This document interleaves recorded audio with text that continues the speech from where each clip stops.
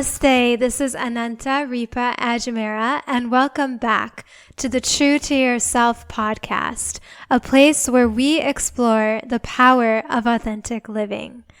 I am happy to talk to you today about the fact that when there is one finger of mine pointing at you, there are always three fingers pointing back at me. That's right, folks. We live in a world of projection. There is a whole lot that we can learn about ourselves and about each other by just listening really deeply to our own words, to those of other people, and to the emotions underlying our own and other people's words.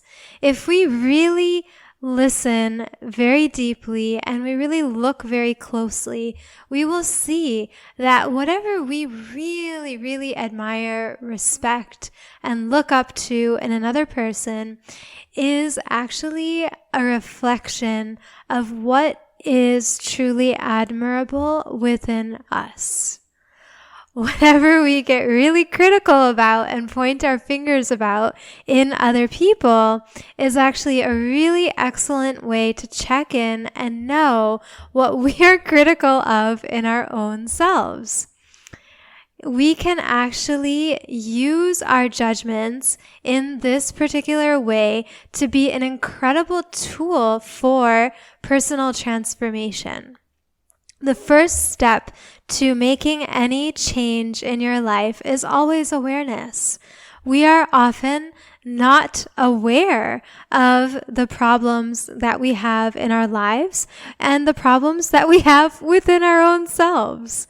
The reason why we take a human birth per the ancient Vedic spiritual tradition is because we have many seeds of karma that we need to work out. That is why we receive this human birth, to basically work through our karma and to reduce our desires or our vasanas until we return back to our original state, which is pure divinity. Divinity lives within us, and the way to return back to it, which is the subject of every religion and the real meaning of the word yoga, we have to let go of our desires. To be able to do that, we have to first of all know what our desires are.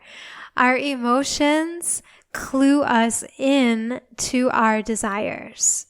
If we are getting really hostile, really angry, really judgmental, really critical, really negative and cynical about something in someone else or even some situation, then it's actually an invitation to look within ourselves and see what is it about myself that is also having that same issue.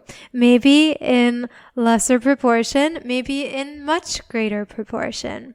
A lot of times when we first start off on the spiritual path, we have a great split within us. We are really spiritual when we go to the church or the temple or the yoga class or studio, and then we go home and we snap at people and we are unable to manage our lives and our relationships, and we're unable to get along with people at work, and we're unable to really do anything else. And that actually is where it's so important and so helpful to set intentions for ourselves that will serve as a catalyst for bringing the spirituality we connect with in spiritual settings or on our mat into the rest of our lives where the actual battles need to be fought. It's so interesting that in the Vedic spiritual tradition, we have the most well-regarded text, the Bhagavad Gita, taking place on a battlefield. Sometimes people ask, well, why does the Gita have to take place in such a awful location as a battlefield? Actually, it's the perfect location because our daily lives, while we're in our bodies, dealing with our positive and especially our negative karma, are like battlefields. The Bhagavad Gita is meeting humanity where it is, engaged in the battle. We always think that it's the other person's fault. We start pointing our fingers at other people because we don't want to face the fact that there are always those three fingers pointing back towards us. And we think that the battle we have is with our sister or our friend or our mother or our neighbor or our partner. But actually, the Gita says, the real battle is to be fought within you. The real war is the war within. The real enemy that we have to defeat is the enemy that lives in our own mind. In the Bhagavad Gita, it is said that your own mind can be your best friend. Your own mind can be your worst enemy. Therefore, you have to fight the battle to win over your mind to be your friend. And the instrument that will help you in that battle is the intellect or the higher mind. It is called buddhi in Sanskrit. The higher mind or the intellect is very different from intelligence. The higher mind or the intellect is that which is able to remain sovereign and remain equanimous no matter what is going on outside of you. This higher mind is able to control the emotions so that you still feel your emotions and you're informed by your emotions, but you are not under the power of your emotions. A really excellent way to develop your intellect is simply by beginning to question everything, and especially beginning to question yourself. The other very important thing to do to develop your intellect is to constantly listen to spiritual knowledge of the true self, because there's a lot to learn and we have a lot of different kinds of battles going on in our lives. But what these great texts like the Bhagavad Gita teach us is that the actual battle must be fought within. We must all take the time to look within and to see what is it about our own selves that we really need to let go of, and we really need to transform within our own selves. This is actually where tuning in to your own judgments of other people and your own criticisms of other people will be extremely helpful. Because as soon as you see what is it about other people that you are critical of, you will immediately know what your own issues are. It's actually that simple. It's such a hidden thing, but actually our criticisms of other people are the perfect ground to walk around in and see what it is we want to transform within ourselves. This applies on both a large scale as well as a small scale. I can give you my own example here. I used to really feel very critical of people who would just, party a lot and who would, in my opinion, waste a lot of time on things that didn't really matter in my judgment, in my mind. And I would be like, why do people do all these things? Why do they waste time? Why do they drink alcohol? Why do people go out and get wasted? And why do people get drunk and high? And why do people even just, spend their time doing things that are not productive, that are not helpful to other people, but that are just purely for fun and for enjoyment? I realized that in how often I would think those thoughts. This was some time back, not too recently. But when I would think those thoughts, it kind of led me like, hey, you know what? There's these three fingers pointing back at me. Yes, it's true that I don't need to go drink alcohol. I don't want to do drugs. I don't want to do anything that's going to be harmful to myself. That is okay. With discernment, I can discern that I will stay away from self-destructive activities that may feel good in the moment, because as the Gita says, what is nectar in the beginning becomes like poison in the end. But let me really look at this judgment. I had to really look at it, and I had to really see that, wow, I'm really critical of people pursuing pleasure and pursuing fun. And gosh, I could actually lighten up a little bit. I could actually relax and not take everything so seriously. In fact, maybe there is something I can learn from these people, even though I will not become wasted or any of these things. But maybe there is something very valuable that such people who do these things have to teach me. And that is about realizing that fun and enjoyment and pleasure actually are an important aspect of life. And, I can do it on my own terms. I don't have to be a party animal, but I can make my everyday existence into a party. I can make whatever it is I'm doing into a joyful celebration of life.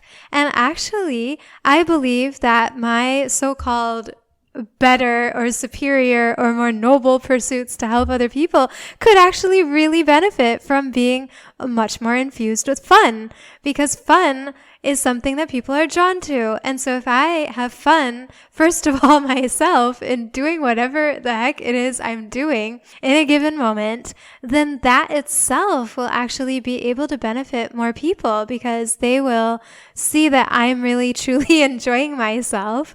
They will feel inspired to do that. And then through fun, I can actually help people transform themselves, and I can also enjoy myself in the moment. Spirituality need not be so serious and so heavy and so, deep. It is all those things, and it will be all those things. And even in the fun, we can find a lot of that profundity.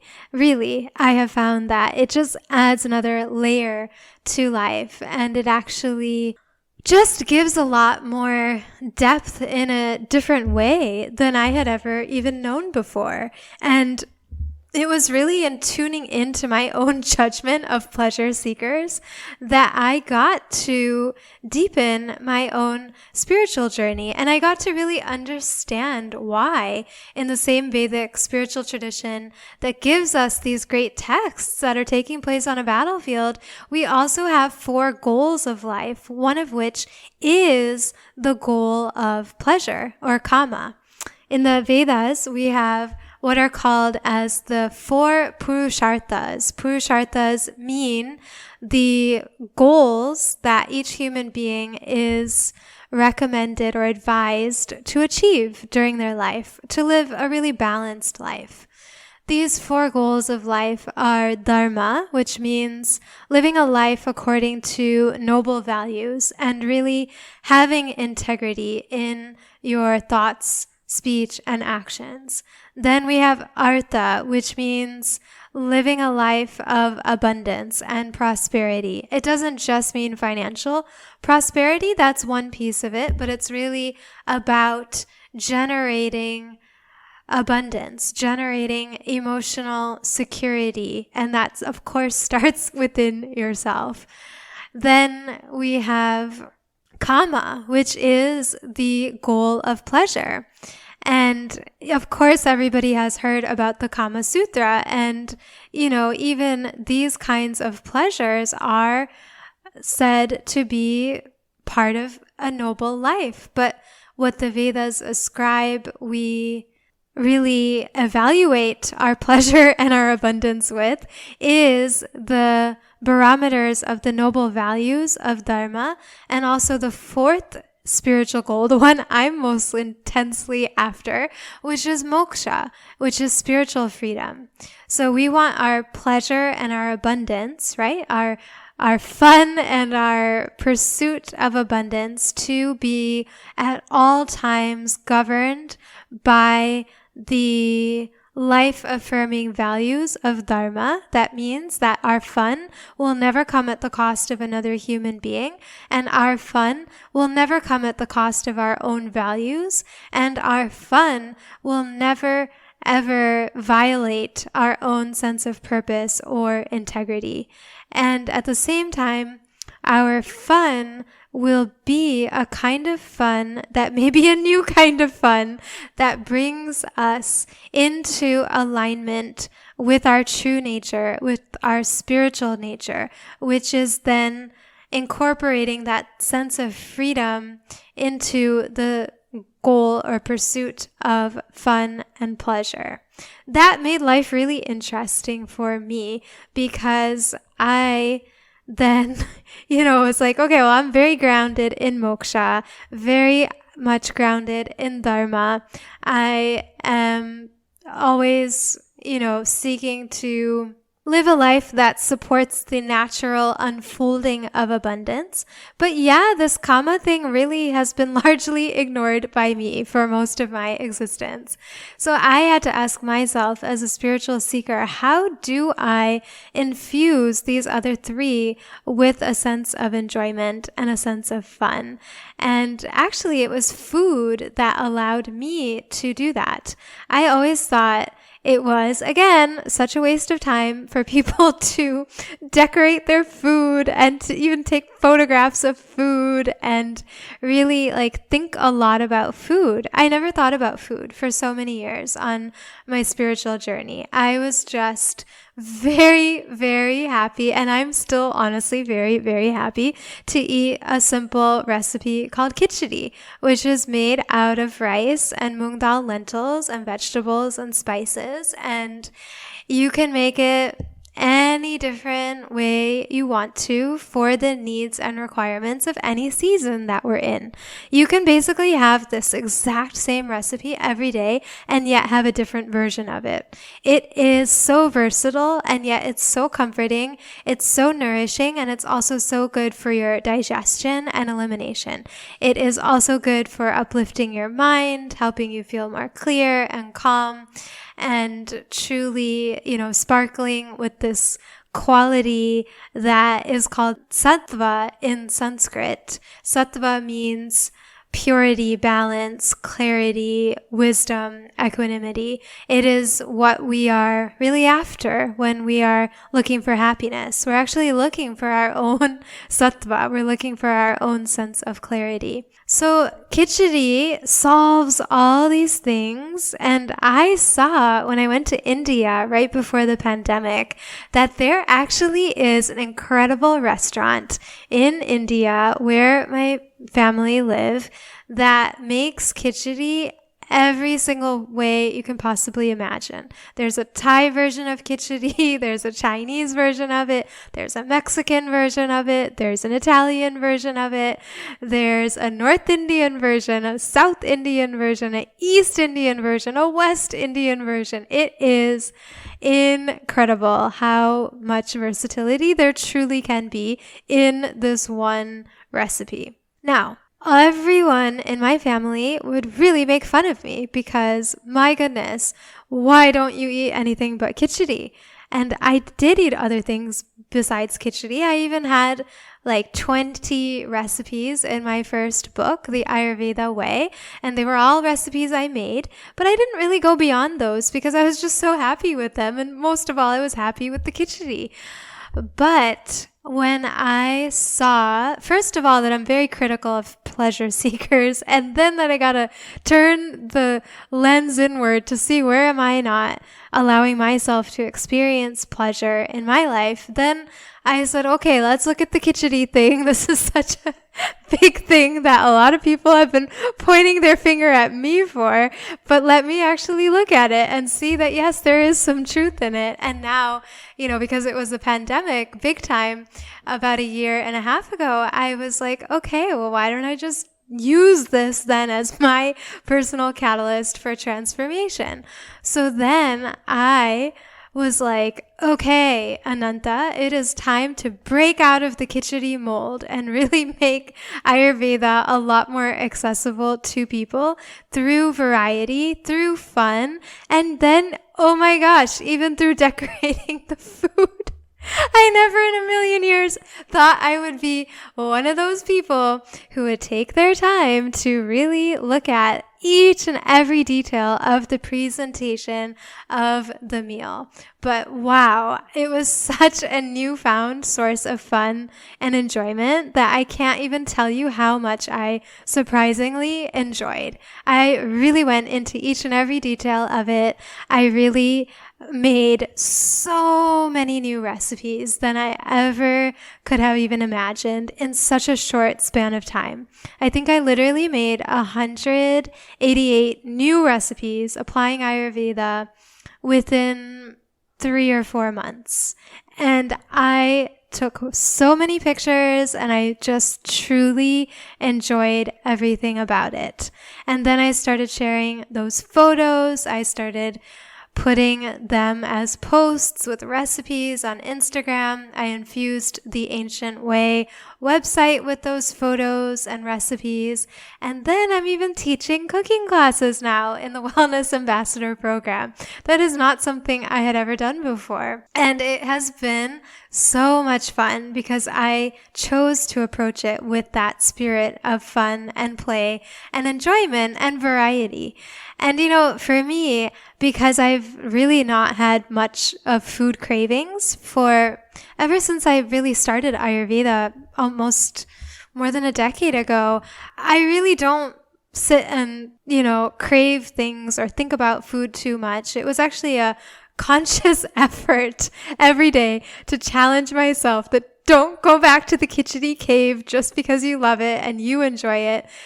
Try to put yourself in other people's shoes who don't like khichdi, or even if they like it, don't want to eat it every day, and see how you can really help them through your creativity. That was my motivation to just, do what I felt I ought to do, because I have the knowledge of Ayurveda and I felt that I ought to respond to all the many requests from friends and students and editors and all kinds of other people on Instagram to make Ayurveda everything that they like, right? So I made Ayurveda pizzas, I made Ayurveda pastas, I made Ayurveda Thai food, I made Ayurvedic Mexican food, I made Ayurvedic North Indian food, South Indian food, East Indian food, West Indian food, and wow, what a party I had in my apartment. It was honestly so much fun. And the cooking classes this year have been so much fun. I am so looking forward to all November long cooking along with my students in the Wellness Ambassador program. We had such a fun time with all of the seasonal classes, and now we're coming into the season of the winter where we are given the least amount of food restrictions per Ayurveda. This is the time of the year when you can start to really eat more rich foods, more heavier foods, more foods that are really so delicious, and you don't have to be as concerned about it because now the weather is getting colder, and as it gets colder outside, our inner digestive fire, because digestion is poetically envisioned to be like a fire in Ayurveda, is heating up. When our digestive fire is strong and lit from within, then we can digest all kinds of good things, even baked goods, which I have made Ayurvedic versions of using some very interesting and surprising ingredients that make them taste really good. And this is a time to enjoy that. So we have a bunch of these classes coming up in every Saturday of November, except for the Thanksgiving Saturday, which is, I believe, the third Saturday of the month. But you are welcome to join us for any of those sessions, just as a drop-in if you like. And it's just incredible how tuning in to that judgment that I had of other people became such an incredible catalyst for not only my own personal transformation, but then for being able to support other people to be able to befriend their kitchen and realize that you don't actually have to go out to fancy restaurants or gourmet restaurants to enjoy incredible gourmet-like food. And you can even make it look gourmet if you like as well. And then share the photos on Instagram like I did. I wanted to also just, share about how important it is to realize that whenever we do point our finger out towards other people, there always are things to tune into about them also, which are positive. When we are judging people, as Mother Teresa once said, it gives us no time or space to really love them or to appreciate them. Every single human being is a combination of light forces and dark forces. Everyone has some kind of shadow of things that are hidden, right? Or things that are not yet dealt with, or things that are kind of dark. But as Edward Wallace Hawke has really beautifully revealed, there is so much good in the worst of us and so much bad in the best of us that it hardly behooves any of us to talk about the rest of us, right? I think it's so powerful and it's so profound that instead of looking at other people or getting too caught up in the dark decisions or behaviors of other people, we want to really concentrate our own energy on perfecting ourselves, on looking within and really improving our own selves. Because as soon as we stop having problems with other people and we stop having these judgments of other people, we are suddenly no longer having issues, right, with the world, because they all come from within. If we don't have issues with other people, if we're at peace with other people, if we have truly accepted other people as they are without seeking anything from them, without putting our expectations onto them, without feeling that they have something that only they can give us that we will never have without them, then we are actually going to be free. We are actually going to be at peace. When we are at peace, do not see any problems in the world.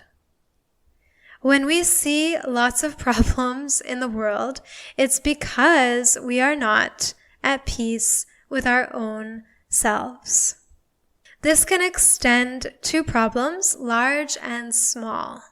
I can speak to this from my own perspective of having lots of problems growing up with all the patriarchy of Indian culture.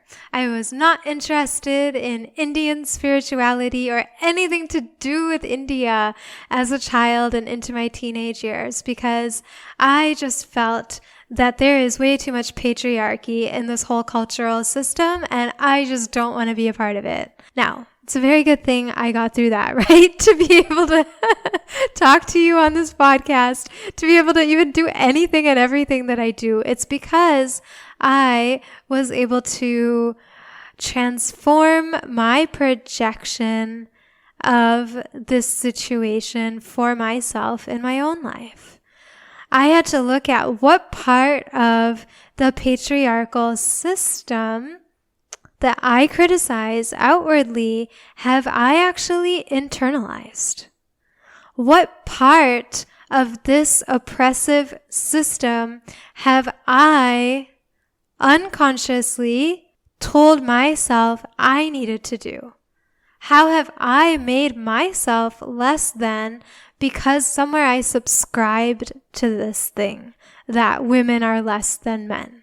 When I could answer that, and when I could truthfully identify that, then I realized these were all illusions. These were all lies, and that there is actually no problem that I have with the system insofar as I feel that I am able to act in a way that is free from that patriarchal system. To the extent that I had subscribed to the system, I was critical of that system. To the extent that I no longer subscribed, I just clicked unsubscribe as soon as I knew I had subscribed. So the key is really to know how you've subscribed and to do that introspection and really, take that look within to find out where have I given away my power, and then let me just flip a switch. Let me just take it back. Let me just do that within myself, first by correcting my own belief systems. I know I make it sound really easy, and it's actually a lot of work and it takes a lot of effort.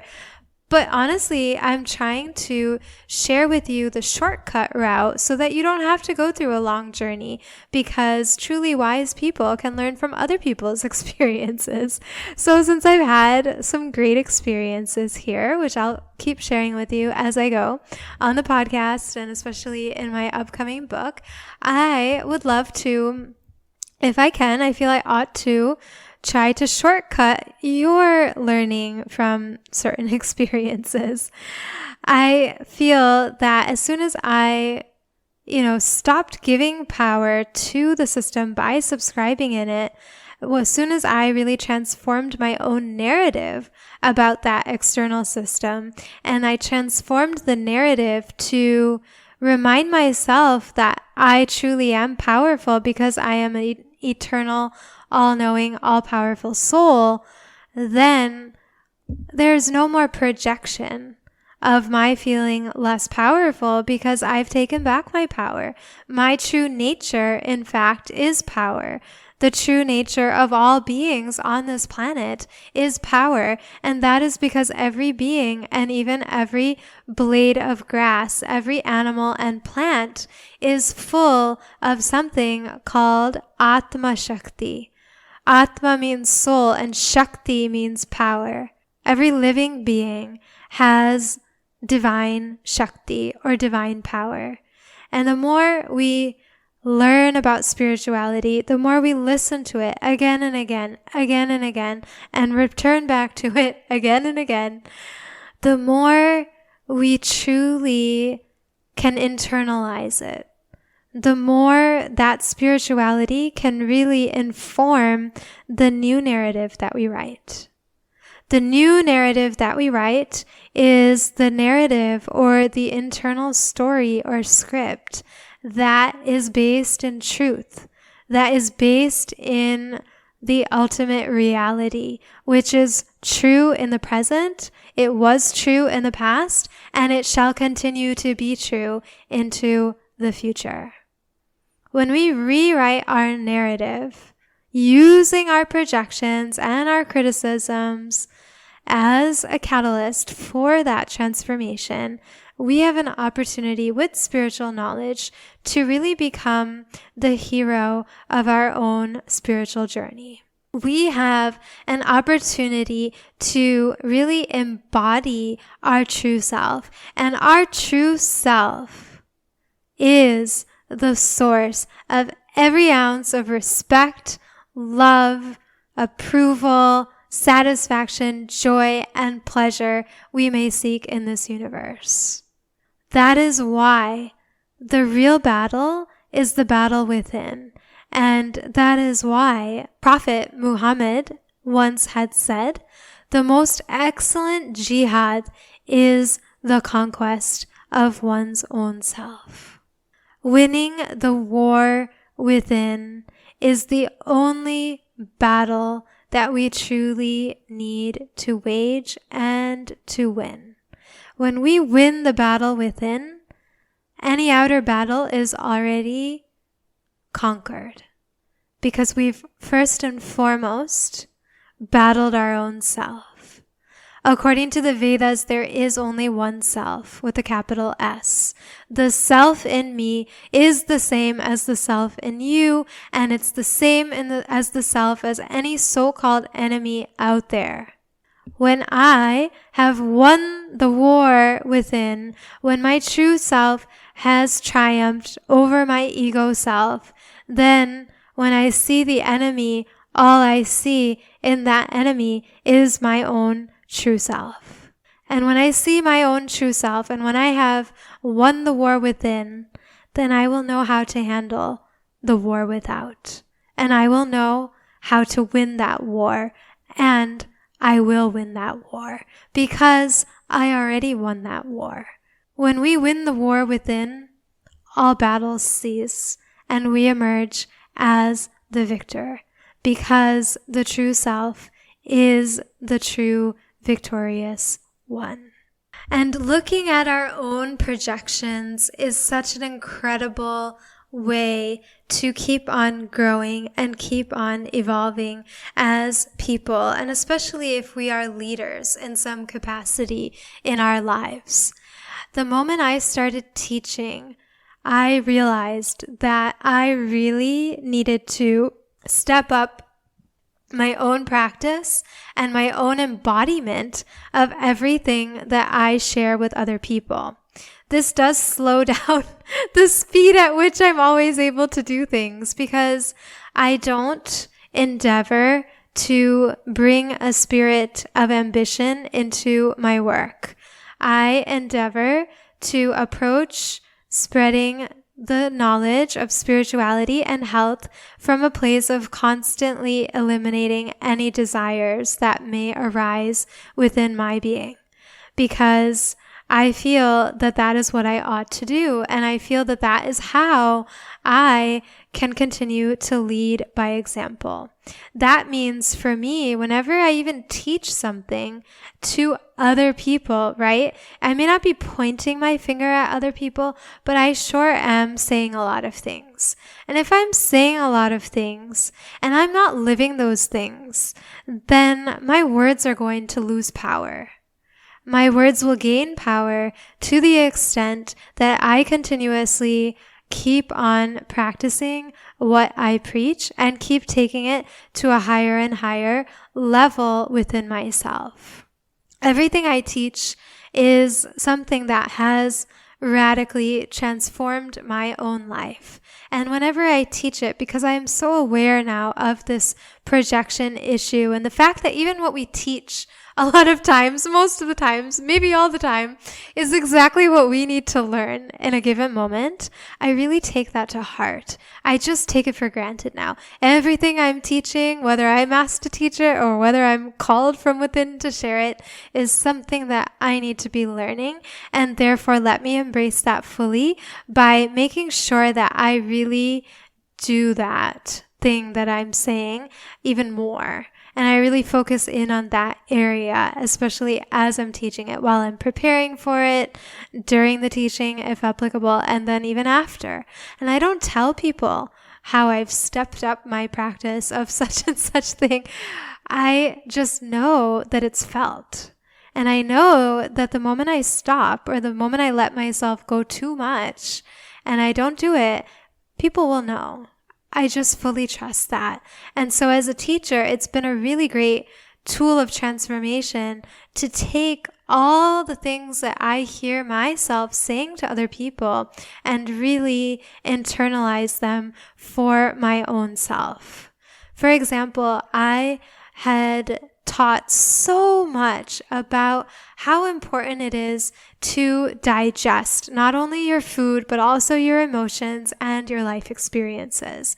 When I tuned into myself for years after I published my first book, The Ayurveda Way, I would always talk about this because digestion is the key to health according to Ayurveda. And it's holistic. It's not just about digesting our food, but it really is about our food as well as our feelings and our experiences. And we can have some really heavy emotions and some really heavy life experiences. And if we don't take the time to digest them, to learn from them, to process them, and then to eliminate from our, repeated memory and repeated visits, all those past things that are no longer serving us, then only will we feel truly relieved and able to take on and embody new experiences and more uplifting emotions in life. Just as we need our food to be lighter at times and heavier at times, probably we need to go through lighter and heavier experiences and lighter and heavier emotions even, because they're all part of life. And that different seasons will have lighter experiences of joy. In other seasons we'll have heavier experiences of some real dark difficulties. But the point of spirituality is to be able to digest both of them, just as we would digest heavy foods as well as lighter foods. But we have heavier foods during the season when we're able to digest them, which is coming up now, the winter season, when it's cold outside. And then we go for the lighter foods when we're not as able to digest them in the warmer seasons. So similarly, in our lives, we ideally, as true spiritual seekers, want to go through the harder experiences, the heavier experiences, because those are the ones where our real learning will happen. That's when we have a lot to digest in terms of our experiences, which can then cue us into the essence of spirituality. We get to know our true power by being pushed a lot of times by hardships and by difficulty to really digest and go to the core of those difficulties, and within that core find the essence of who we really are as a soul. This is the one and only purpose and the highest purpose of the human life, to discover your true self and to live in a way that is honoring of and aligned with your true self. Therefore, the heavier the experiences, the heavier the emotions, the more it can actually nourish us physically and spiritually and emotionally with the overarching knowledge of our true self. In a similar way, we like to eat heavier foods in the wintertime to really fortify our body for the whole year to come. So there's a time to take on these heavier experiences and to digest them, because when we digest the heavy experiences, just like when we digest the heavier foods, they will actually nourish our spirituality. They will actually bring us much closer to who we are. And they will immediately knock out a lot of our desires that keep us going around and around this cycle of suffering called samsara. When we have less and less desires, we are able to flow in life. When we flow in life, we are able to follow the example of the river and of the sun and of the birds and animals who are simply shining and flowing and singing their bird songs, because that is their nature. When we as human beings are able to simply do what we ought to do for its own sake, and not for any personal gratification or any kind of desire fulfillment, then we too are able to be like that sun, simply shining because that is the nature of the sun. That is when our true divinity starts to reveal itself, and it begins to lead us in our life in a way that is able to withstand all of the pairs of opposites, the light foods and light emotions and light fun experiences, and the heavy foods, the heavy emotions, and the heavy experiences in life. We take it all in stride when we are ignited with that fire of the knowledge of our true self and of our spirituality. That is why it is so important to, first of all, tune in to where are our fingers pointing, because those are going to be our own areas for growth. And similarly, if you are continuously praising other people and you are continuously seeing the good in other people, especially if you're an empathic soul, it's really important to also recognize that what you appreciate in other people is a reflection of what is commendable within you. And it's really important, if you are an empath and if you are someone who suffers from low self-esteem, to really embrace the good within you as you continuously appreciate what is admirable within other people. There's a really interesting concept in the deeper understanding of one of these Vedic spiritual mantras called the Gayatri Mantra that I will share with you. The Gayatri Mantra is an incredible gift from the ancient sages of the Vedic spiritual tradition. It is an invocation to the light of the sun, that it may illuminate our entire being and reveal to us the light of the soul or Atman that lives within us. Each and every single word of the Gayatri Mantra is a complete teaching unto itself. I love actually picking one word from the Gayatri Mantra and really working with that one word for a long period of time to be able to see how it works upon me and really illuminates my whole being and removes from me any pending layers of ignorance that are still remaining.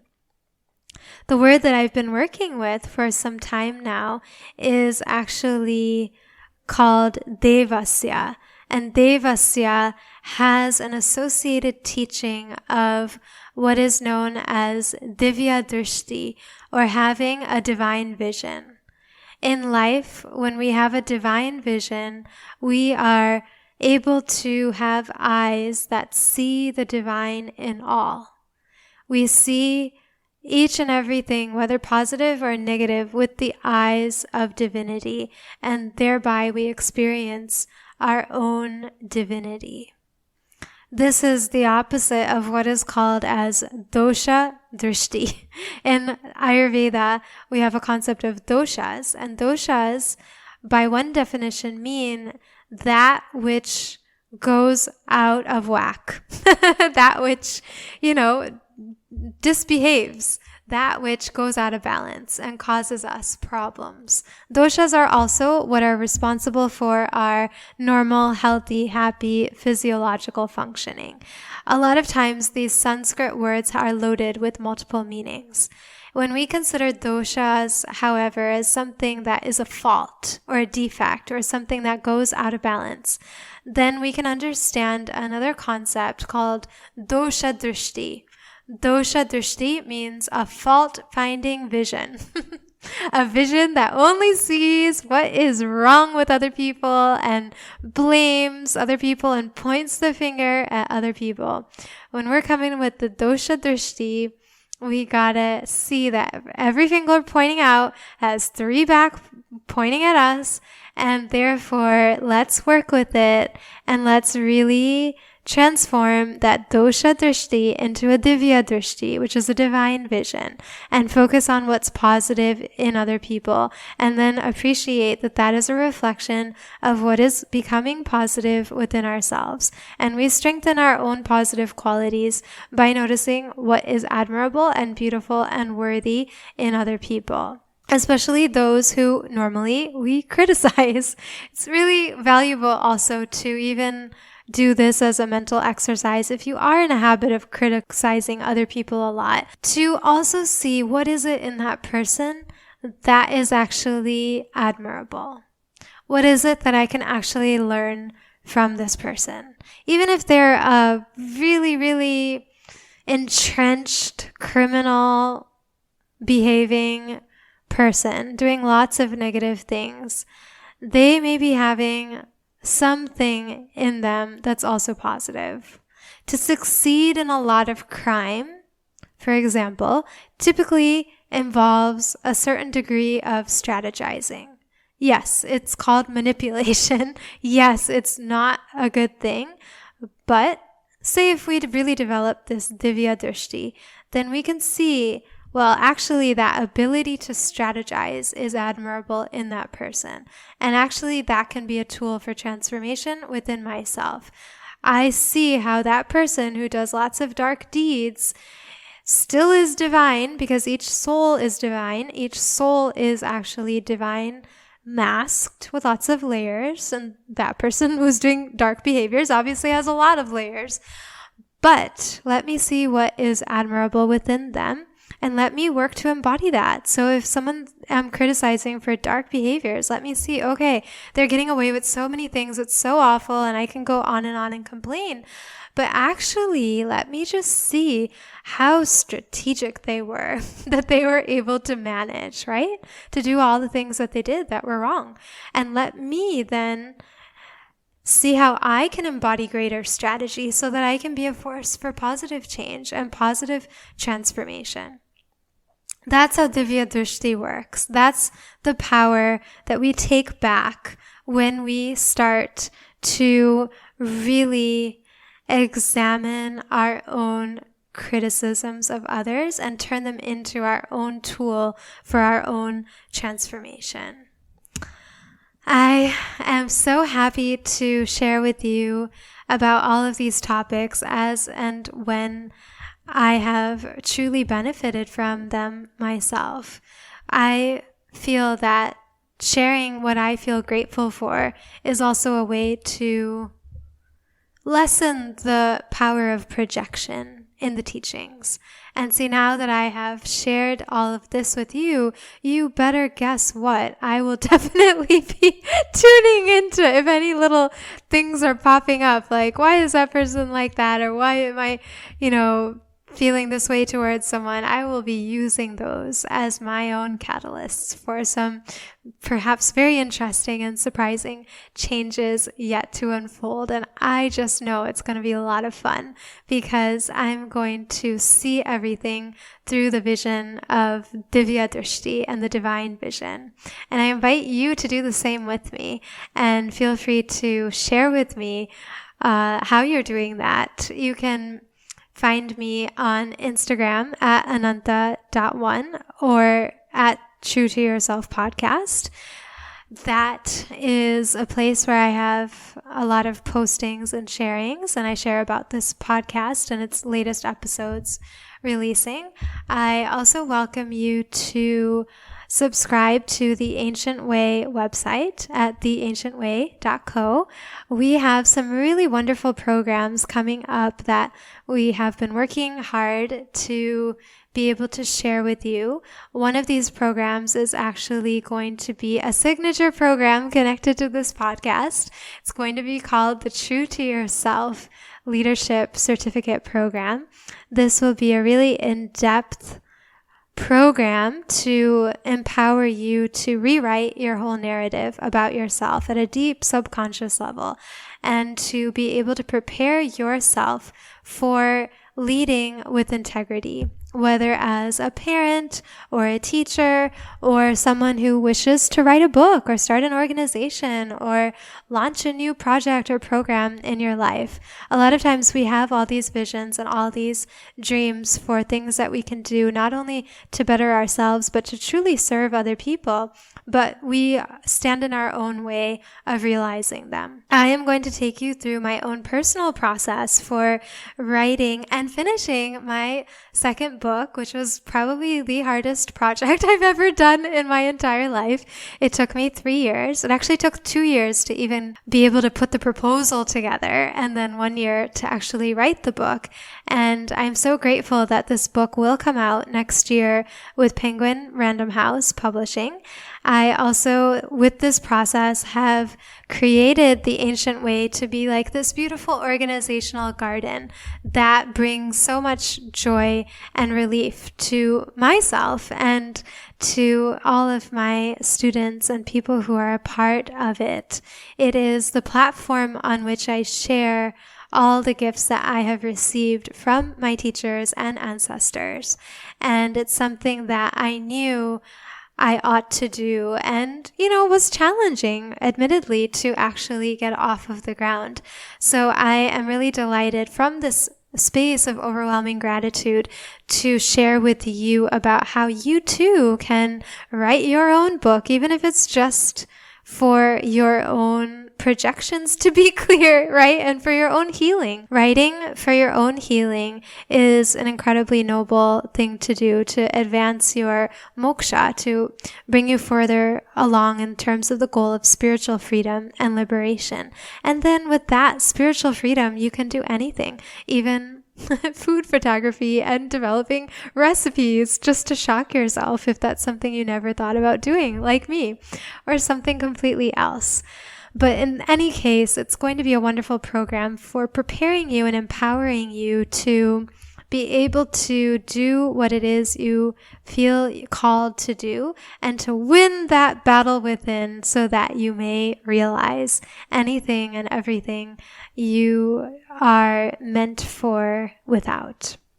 Would love to have you join for that. And if you subscribe to the Ancient Way site, you will be notified as soon as that program becomes available for you to sign up for and to become a part of. We also have a community program coming up, probably in the new year. The date is as of yet to be determined, but it's going to be a really wonderful opportunity to engage in your personal spiritual transformation in the company of other wonderful seekers from around the world who are committed to doing the same.